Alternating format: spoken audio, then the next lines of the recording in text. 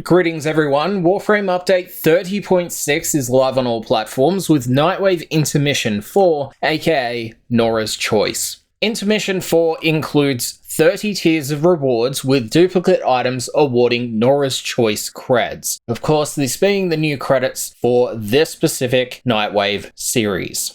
Now the following list includes all of the items you can earn as you ascend in the Nightwave tiers. 150 Nora creds will start, followed by the Transmission Color Palette, 2 weapon slots, the Eros Wings Ephemera, Iwoply and the Marulana Noggle Statue, 50 Nightwave creds, 3 former, an Orokin Reactor, the Keratos Sugatra, the Saturn 6 Captura Scene, 50 Nightwave creds, 3 former, 20,000 Kuva, a Veiled Rifle Riven mod, the Ride the Wave Iwoply Glyph, 50 Nightwave creds, an Exilus Weapon Adapter, the 2-handed Nakana Maligna skin, the Lisette Athari skin, the Exposing Harpoon mod, another 50 Nightwave creds, the Ride the Wave poster, the Precision Strike mod, 50 Nightwave creds again, the Boolean Syndana, 3 Arcane Energizers, 3 former, the Fracta Shoulder Guard, an Umbra former, and lastly the Waveform Ephemera. Now outside of the tier rewards, DE have added the Harrow Crucis and the Iwoply Physalia helmet blueprints to the Nightwave store rotation, and they've also corrected the Feed the Beast Nightwave weekly act to award the proper 4,500 standing. Now outside of Nightwave, DE have made the following game changes with Warframe update 30.6. The profile glyph screen has been given a visual and functional refresh, with left clicking equipping an already owned glyph, but in the case that you don't own that glyph, it will open up the market page. Lastly, the right click will allow you to gift the glyph to a friend via the market. Now next up, the Cambion Drift dynamic defense missions now have a time limit in order to clear the initial spawns before automatically advancing to the defense and reinforcement stage. All remaining enemies for bounties will now be marked regardless of range, with a note that because sometimes enemies will be outside of the 60 meters of the player and just not be visible. Next up, the limit of players you can choose to /ignore is now capped at 100, with a note that when adding a new ignored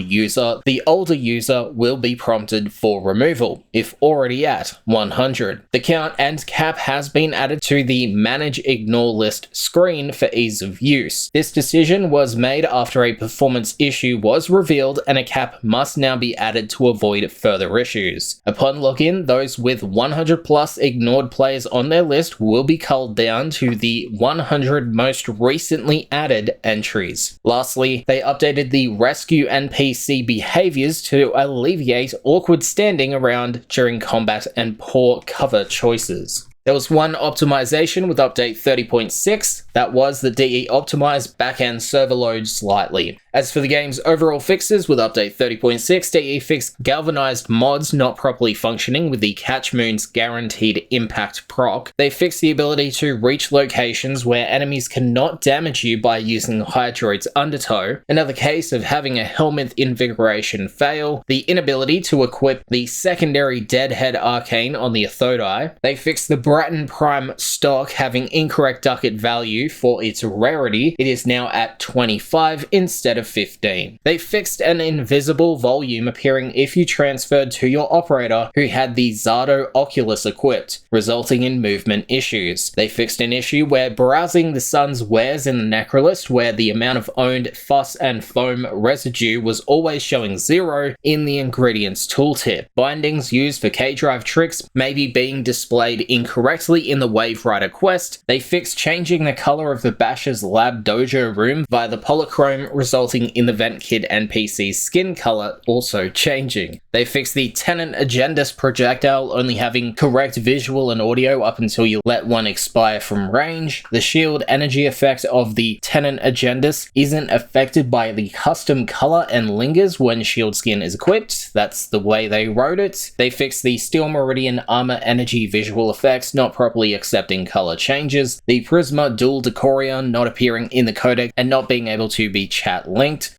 Fixes were made for some vehicle sounds, including Eureli's Marulina playing when in the arsenal after going to the upgrade screen, missing sounds for clients when summoning the on-call crew, and lastly, they fixed a script error when setting a Kuvelich as a on-call while having no other crew members. That was update 30.6 for Warframe.